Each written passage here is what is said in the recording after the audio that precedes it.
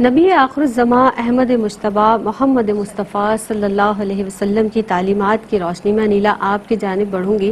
یہ فرمائیے گا کہ آپ صلی اللہ علیہ وسلم کی تعلیمات کی روشنی میں ایک مسلمان دوسرے مسلمان پہ حسن سلوک کی جس طرح سے بات ہو رہی ہے، جڑے رہنے کی بات سعدیہ آپا نے کی ہے، حسن سلوک فرمائیے گا کہ ایک مسلمان کا دوسرے مسلمان کے ساتھ کیسا حسن سلوک ہونا چاہیے؟ اللہم صلی علی سیدنا و مولانا محمد وعلی آلہ وصحبہ بارک وسلم صلی اللہ. بسم اللہ الرحمن الرحیم. انما المؤمنون اخوۃ. سورہ حجرات کی آیت نمبر 10. اللہ رب العزت نے ارشاد فرمایا کہ مسلمان بھائی بھائی ہیں. اگر ہم اللہ اور اس کے رسول کریم صلی اللہ علیہ وآلہ وسلم کی تعلیمات کی طرف روشنی ڈالیں، اپنی نظر دوڑائیں اور وہیں سے ہم ہدایت اور رہنمائی لیں تو ہمیں اخوت، بھائی چارگی اور حسن سلوک کا درس باہم ملتا ہے، سرکار علیہ الصلوۃ والسلام کی سیرت سے بھی اور قرآن پاک کی تعلیمات سے بھی.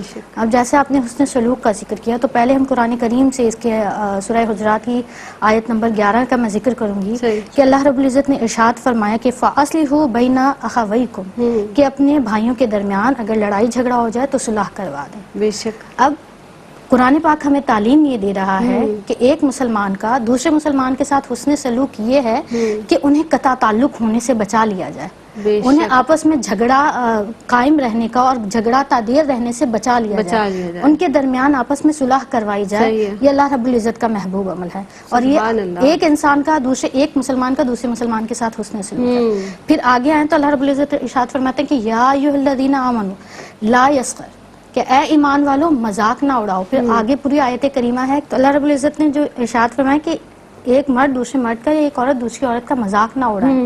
اب اگر ہم اس کو دو اینگل سے دیکھیں، پہلی بات یہ کہ مذاق کس چیز پر اڑایا جائے گا، قد و قامت پر، رنگ و نسل پر یا نسب پر. تو وہ مذاق اڑانا کسی دوسرے کی دل آزاری کرنا ہے اور اللہ رب العزت ارشاد فرماتے ہیں کسی دوسرے کی دل آزاری نہ کی جائے، یہ تمہارا حسن سلوک ہے اس کے ساتھ کہ اس کا مذاق نہ اڑایا جائے. اور دوسرا جو مذاق اڑا رہا ہوتا ہے اور جس کا مذاق اڑایا جاتا ہے، ہمیں نہیں معلوم کہ جس کا مذاق اڑایا جا رہا ہے وہ اللہ رب العزت کے ہاں کیا مقام رکھتا ہے، اللہ کے ہاں اس کی کیا عزت اور کیا تکریم ہے، وہ اللہ کے ہاں کتنا مقبول ہے. تو مذاق اڑانا دوسرے انسان کے عزت اور وقار کو مجروح کرنا ہوتا ہے. اسی اللہ پاک نے فرمایا کہ حسن سلوک یہ ہے کہ اس کا مذاق نہ اڑایا جائے. پھر آگے سورہ حجرات میں اللہ رب العزت نے ارشاد فرمایا کہ وَلَا تَلْمِزُوا أَنفُسَكُمْ کہ ایک دوسرے پر الزام تراشی نہ کرو، ایک دوسرے پر تانا زنی نہ کرو.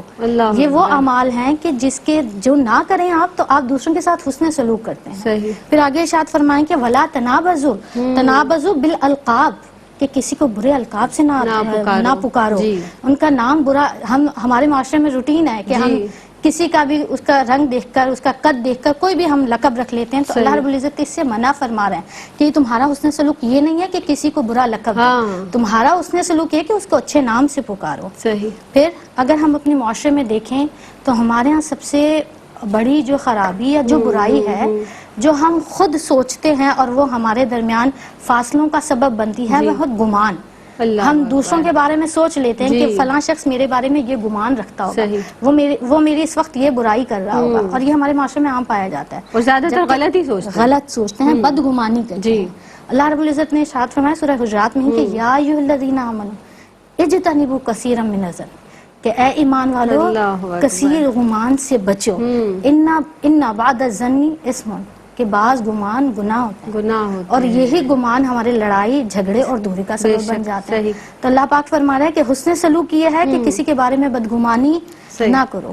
پھر آگے اللہ پاک نے ارشاد فرمایا کہ ولا تجسسوا کسی کے بارے میں تجسس میں نہ پڑو، کسی کے بھید کو نہ ٹٹولو، کسی کے راز کے پیچھے نہ پڑ جاؤ، کسی کی باتوں کو چھپ چھپ کر نہ سنو. اگر وہ تم سے راز رکھنا چاہتا ہے تو اس کا راز رہنے دو. تمہارا حسن سلوک یہ ہے کہ اس کے راز کو راز ہی رہنے دو، اس کے تجسس میں نہ لگو، اس کے بھید کے پیچھے نہ پڑ جاؤ. پھر اللہ پاک نے آگے ارشاد فرمایا کہ وَلَا يَكْتُبْ بَعْضُكُمْ بَعْضًا اور غیبت نہ کرو، تم میں سے بعض کی غیبت نہ کریں کیونکہ غیبت کرنا بھی ایک قبیح گناہ ہے. ہم پیٹھ پیچھے غیبت کرتے ہیں. تو دین اسلام قرآن پاک ہمیں یہ تعلیم دے رہا ہے کہ یہ اعمال کر کے اپنے حسن سلوک کو خراب مت کرو.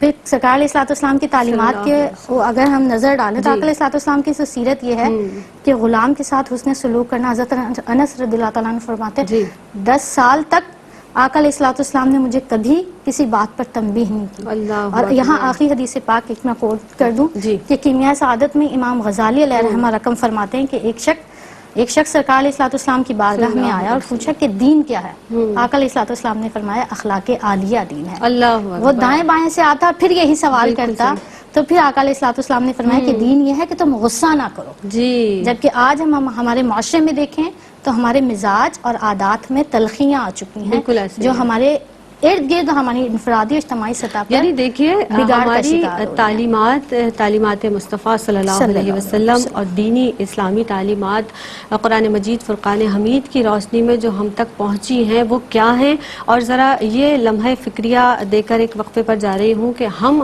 اپنے عمل سے کیا ظاہر کر رہے ہیں، ہم اپنے اعمال کو کس طرف لے جا رہے ہیں، یہ ضرور سوچیے گا. ایک وقفہ لیتے ہیں، حاضر ہوتے ہیں وقفے کے بعد.